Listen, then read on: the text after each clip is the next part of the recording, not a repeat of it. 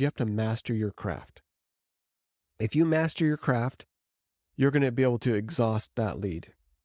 And by doing so, your success is going to come, right? And so by mastering the craft, we found that you, not only through their own personal education outside of work hours, is trying to become the very best they could be, but the other aspect is, I think we sometimes forget the value of role playing, right? Because you're not naturally just going to just step out on the phone and know how to talk to someone. We would, every week in sales team meetings, we would role play. And we would go over objections. We had a list of objections that you would practice. And you would role play these with counterparts in your organizations as if you were taking a phone call. So you could be so clean and so crisp of understand how to handle all these situations. Because thinking, right off the cusp in a certain situation, if you haven't practiced it, you're never going to do right? You're going to fail almost every time. Sometimes you're going to get lucky and nail it, but most of the time you're going to be like, oh man, I haven't seen that objection. What do I do? And we would literally have a list of objections that we'd create. And every week we'd meet with our sales teams and we would say, all right, what are the objections you're receiving this week? What are you seeing on the floor? And we'd write all those down and we would work with those teams in a role-playing aspect to practice. And then we would listen to calls and pull those agents in and say, all right, let's role play even on a particular call that they had done. Maybe it was yesterday or the day before. And we'd say, we could have gone this route. Let's role play how you would have kind of gone this route. You could have said this. How could you have done this differently? And that over time really prepares the agent to find more success. As little kids, you just think you observe them. The only way they learn is by role play. They go out, they play ninjas or G.I. Joes, or they're role playing and they're having this interaction back and forth and they're learning. The thought that came to my mind as you were talking about how specific you are in your research is a great NFL team. And for everybody that's listening, there's something I just picked up on what Brandon said. Number one, they watch their film. They actually go back and they listen to conversations. They're taking objections. They're writing them down, making a list. They're role playing. They're practicing, right? The NFL team doesn't go out there and hope that they're going to memorize the playbook and run the plays great.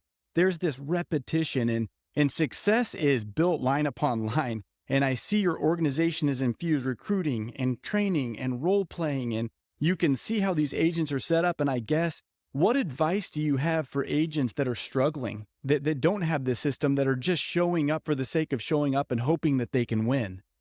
It was interesting that you say that because, we would tell agents all the time, go home and call your mom and dad on the phone and say, Mom, Dad, I need to practice, right? Because that's the perfect place to start, right? So true. Great demographic. Call your mom and dad and say, Mom, you know what? I'm struggling in my job. This is what I've been practicing at work, and I want to practice with you. So I want you to act as you're a client. I love it. And honestly, it was great. For those individuals that were married or had roommates, we do the same thing. Say, go home to your roommates and talk to them and say, hey, I'm going to go in the other room and I'm going to call you and I'm going to kind of read through my script and I want you to help role play with me so they could practice at their own house, right? And these little things, these little tricks really started to show us what agents are starting to propel themselves forward and which agents started to become stagnant. And you could quickly see who was going to be successful or not successful. But Brandon, that script doesn't sound like me, right? Is that something that you often heard with new agents coming into your organization? That script just doesn't sound like me. I can't say it that way. I probably should change the script. Yeah. We had that happen for sure.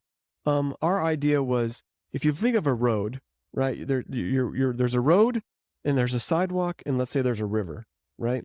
And we're on the sidewalk and we're walking down the street and there's some flexibility. You can move side to side, but if you get off on one side, you might get in the road. And if you're in the road, what happens? You could get hit by a car, right? And let's say on the other side, there's a raging river, right? And if you move too far to the left, you might slip off the hill and fall into the raging river, right? And we would teach this concept to say, there's flexibility and fluidity within the script, right? Because we never wanted to be a robot, right? Once you become a robot, we've all heard those calls, right? Yeah. We've had calls on the phone where someone's like, robotic and following a script and saying certain things, and you're like, okay, this is a joke, But then you could also tell the difference between those that really make the script their own, right? They use basically the basic structure and the words, but they put it into their personality. And we allowed them to navigate this sidewalk enough where they could be their personality, but they could get the information across in the way that we wanted them to share or to speak. And they knew if they got into the road or got into the river, we would rein them back in, we would save them, Hmm. and we'd say, okay, this is how you deviated way too much, because if you go down too many rabbit holes, then you get yourself in trouble, right? And one of the common things, there's two things that I always taught my agents.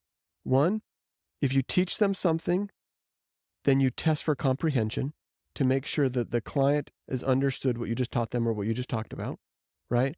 And number two, if there's a question that is asked of you from the client, if you know that you're going to ask that later on in your script, I always say, that's a great question. I'm going to write that down and I'm going to come back to it, because it allows you to stay in control of the call and not deviate too much. It's very common for agents to want to deviate so much where you're like, oh, I'm going to ask this question, or I'm going to answer this question. And that leads to another question. It leads to another question. And the next thing you know, Completely derailed. you're in the street, right? You're dodging cars. You're playing Frogger at that point, right? And we want you to get back on the sidewalk to be safe, because that's where you're going to find the most success. Yeah. Well, kind of closing up here and shifting gears back to one of the questions I asked. I'd love to have the listeners here. I'd love to hear, what was it like selling the business? And did you feel like you did it at the right time? Kind of walk me through that. And then I know Jared's got one last question for you as well.